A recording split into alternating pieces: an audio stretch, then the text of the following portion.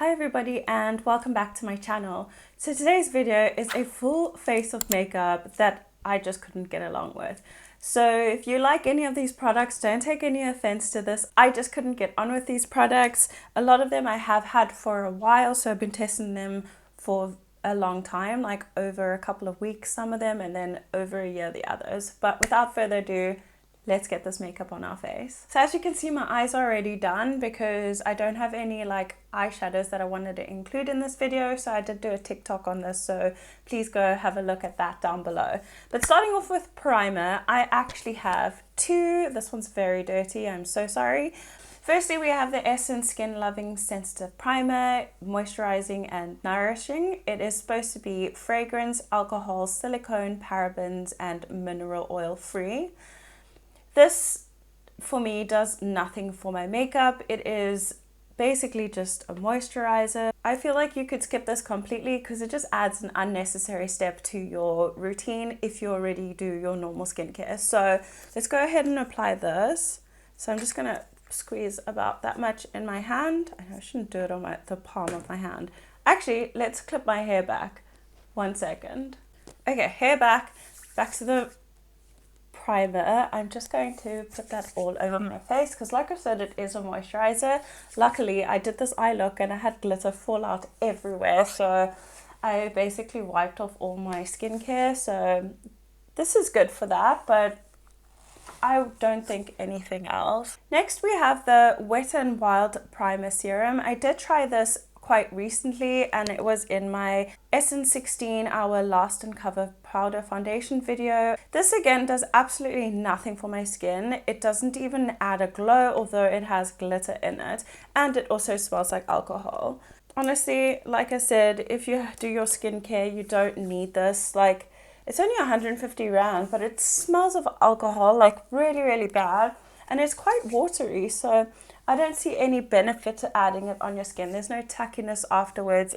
It kind of like stings my skin as well, and I'm assuming that's the alcohol, but for me it just doesn't do anything. Like, my skin isn't any glowier than it was before we even put this on, so I would definitely skip out on that. If you have this and you enjoy it, please comment down below and tell me how you wear it or what I'm doing wrong. I'll just give you a close-up of what my skin is looking like. So I wouldn't say it did anything at all. I also just turned down a couple of my lights because I feel like it's washing me out slightly, so sorry if the lighting changed slightly. I've also just slightly changed my camera angle. Sorry about that. Next, we're going to move on to eyebrows. Like most of you know, I don't really like to do eyebrows on camera because it's just one of those steps that is actually quite boring. But anyway, for eyebrows, I have this Gosh Shape and Fill. For me, the nub is just too thick and it creates quite a blocky, thick brow as well, which is not my favorite. This product is discontinued and I guess that's for a reason. But let's go ahead and just fill in what we can. So yeah, it's not my favorite. I just feel like there's way better products on the market that actually work. But I did get this on sale, I guess, because they were discontinuing it. So yeah, not a good find, and I just can't make it work for me. Next, we're going to go in with the NYX Control Freak eyebrow gel. It is way too liquidy. It doesn't hold your brows for long at all, and it flakes within a few hours. So kind of like gives your brows dandruff. So I've seen a lot of people actually really like this product, but for me, it doesn't even come close to the Got to Be Glued eyebrow and edging one that I really like. So once I get back to the UK, I'm definitely gonna repurchase that one. But this is a no-go. Moving on to foundation, we have the L'Oreal Skin Paradise in the shade Medium 01.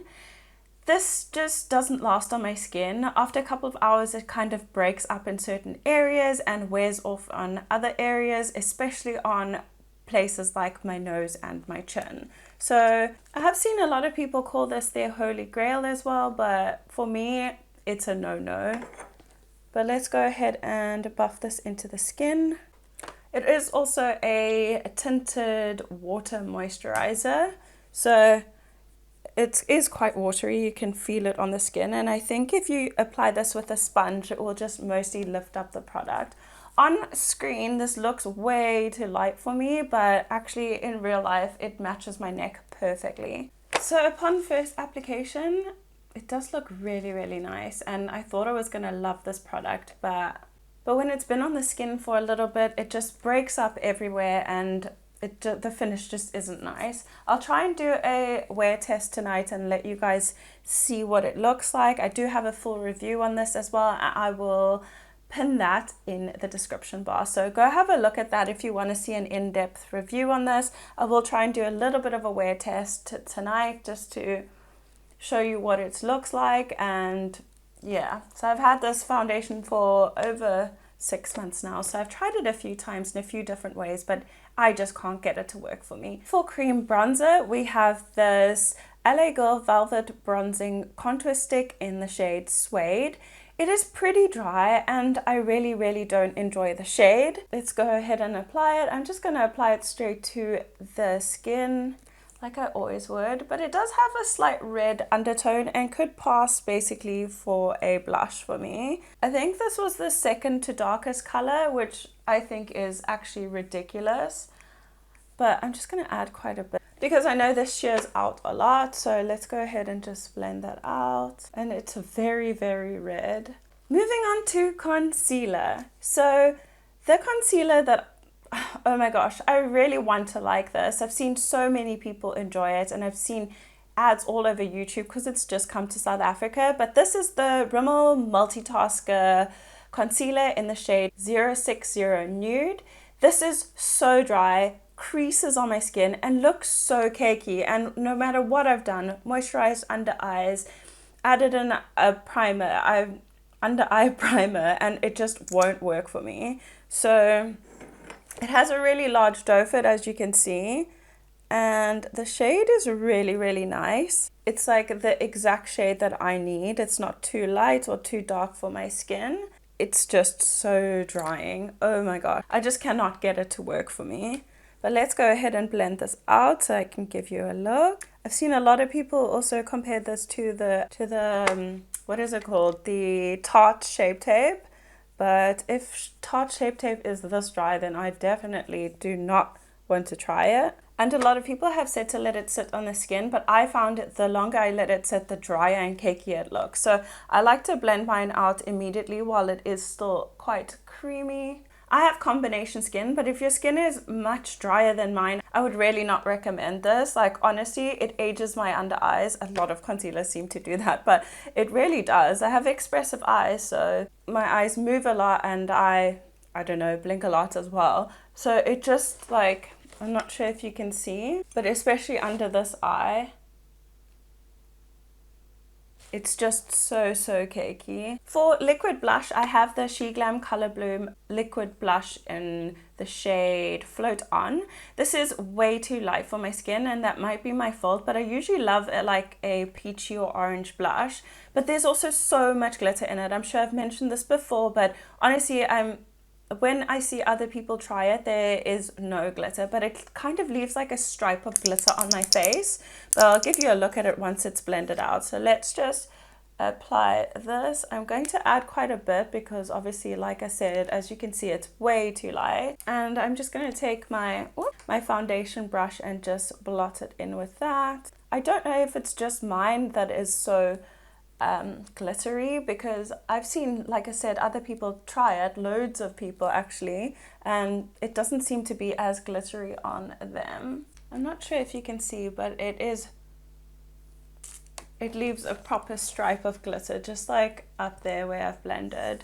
I don't know if it's showing on camera, but it's quite bad. And the color's like an iridescent green, which just doesn't go with the orange blush. It's not looking too bad today because I added so much, but usually you can't see anything unless I add a copious amount of it. For finishing powder, I have the 17 Perfecting Finish Translucent Powder.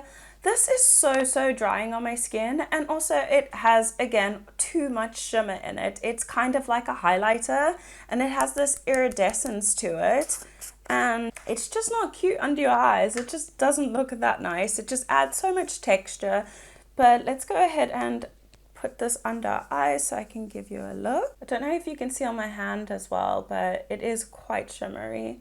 But let's go ahead and put this under the eyes, even though I know it's gonna look horrible. And as you can see, it somehow like darkens my under eye. The eye without the powder looks so much better. So I guess this would be a nice powder if you like really glowy skin and you want to still set down your makeup and still have it glowing. But for my under eyes, I prefer that to have that mattified, just because it doesn't help with, like I said, the creasing and stuff. And then adding this on top, it just doesn't look the best. So I think the glitter is much more visible now that I've powdered it down in the blush. As you can see, there's like a stripe of glitter right up here. And then this is the skin as well with the powder on it. Even though it's slightly blurring to the pores, I still feel like it doesn't do the best because it has so much shimmer in it. But this is what the face is looking like. So if you are someone who likes quite a glowy skin, I think you will love this, but it's not for me. So moving on to powder bronzer, we have the Rimmel Natural Bronze in 003 Sunset.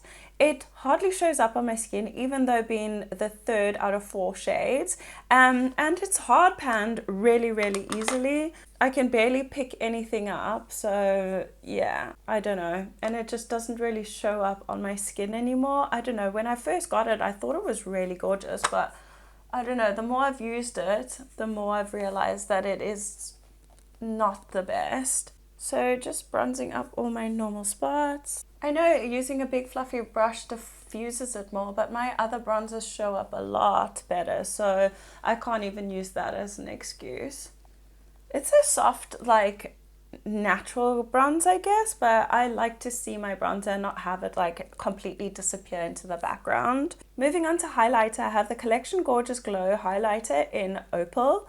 There are only 2 shades available. It's this one and then a pink, and it is way too light for my skin and very, very, very powdery. It's kind of like a glowy finishing powder, I would say. It's really not the best, but let's go ahead and add those. So as you can see, it like completely gives me a white cast there because it's not the right color for me. I could use it like as an eyeshadow though, but it looks like it's lifted up everything underneath, but it's not. It's just like white, so it is taking over everything that is underneath there. For blush, I have the Essence the blush in the shade Breathtaking. This is also just not pigmented enough, and it is pretty dry for like a matte blush, so it definitely isn't my favorite. That's what it looks like you've seen, and I'm just gonna pop that on the cheek.